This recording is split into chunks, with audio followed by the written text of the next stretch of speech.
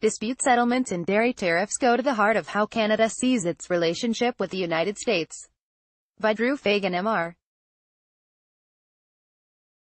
Fagan is a professor at the Munk School of Global Affairs and Public Policy, University of Toronto. Toronto, in 1986, possibly the last time the United States-Canadian trade relationship made front-page news, the op-ed section of this newspaper ran an article with the headline, "Worthwhile Canadian Initiative, Joke or Not." The phrase entered the journalistic vernacular. What could be more boring than trade policy? Trade policy with Canada. That same attitude may be at work in the recent dust-up between the two countries over President Trump's efforts to revise NAFTA. Mexico, the third partner in the trade deal, has already reached its own arrangement with Washington. So, why is Prime Minister Justin Trudeau digging in his heels? This is not a country known for taking bold stands. Image U.S. President Donald Trump shakes hands with Canada's Prime Minister Justin Trudeau in a bilateral meeting during the G7 summit in the Charlevoix town of La Malbaie, Quebec, Canada, last June. Credibly Millis, Reuters. Admittedly, the core issue sounds incredibly arcane, namely, the mechanism for how to resolve trade disputes. In fact, Mr. Trump's efforts to rewrite that mechanism go not only to the heart of NAFTA but also to the very center of how Canada sees its relationship with its southern neighbor. How does a country like ours, the world's 10th biggest economy but less than 1/10 the size of America's, ensure it gets equal treatment? The United States and Canada have had trade disputes before. In 1994, there was a case involving the trade in live swine.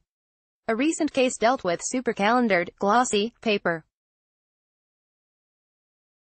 Each time, the conflict was resolved through a system of international panels, established by the 1986 negotiations, and later expanded under NAFTA to include Mexico. Canada had fought hard for this system in the original trade talks. We insisted that the pact build up rules as well as tear down tariffs. But the United States had demanded that disputes be dealt with in its own courts. Prime Minister Brian Mulroney refused to budge, and in the end Washington did something almost unbelievable. It agreed, and in doing so limited its own domestic authority. "Okay, you can have your damn dispute settlement proposal," Treasury Secretary James Baker told the Canadian side. But Canada's victory was really a compromise. The countries agreed to a two-tiered system. Domestic courts would rule first, while countries could appeal to binational panels in limited circumstances. Now Mr. Trump's negotiators want to take back that compromise and once again let domestic courts have the first and final say. Want more Canadian coverage in your inbox? Subscribe to our weekly Canada Letter newsletter. As a practical matter, this is a pretty small change. This system runs smoothly, and appeals are less important than they used to be, at least in some people's eyes. And there's always the World Trade Organization, with its own dispute resolution process, as a backstop. But practical matters aren't the point. Many Canadians believe that Mexico caved to Mr. Trump. Putting Canada in a precarious position is the outlier. The real issue here, as before, is the power imbalance. The dispute resolution issue is similar to the other main obstacles facing negotiators: Canada's protection of its culture and dairy sectors. Canadians are intensely protective of their culture, especially when it is so close to, and so often overshadowed by, the United States. Because the original trade deal included protections for what Canada considered the critical pieces of its cultural heritage, Ottawa has insisted that such protection be maintained in any new deal. Washington, obviously, disagrees. Dairy is also a case where the principle may seem more important than the practical. Canada sets domestic prices for dairy products. For this to work, it needs to place limits on how much milk and cheese it imports.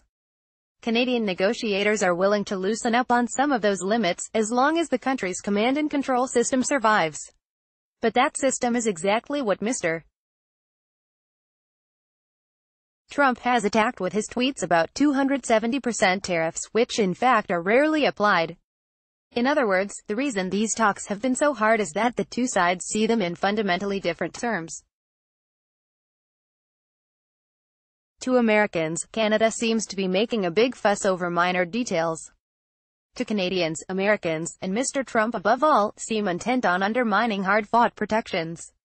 Canada is perfectly happy to negotiate changes to NAFTA. In fact, they're overdue. The negotiations should have been about working together in the digital age. A deal should simplify rules of origin and align regulations for trade in goods, as well as focus on trade in services. It should open up government procurement and clarify intellectual property rules. Some of these are in play, but they're hardly anyone's priority. 30 years ago, Prime Minister Mulroney was intent on deepening trade relations with the United States. Now Prime Minister Trudeau has named the Minister of International Trade Diversification. Diversification from what? No one in Canada need ask. Drew Fagan is a professor at the Munk School of Global Affairs and Public Policy, University of Toronto, and a former head of policy planning at Canada's Foreign Affairs Department. Follow the New York Times opinion section on Facebook and Twitter, @KnightOpinion.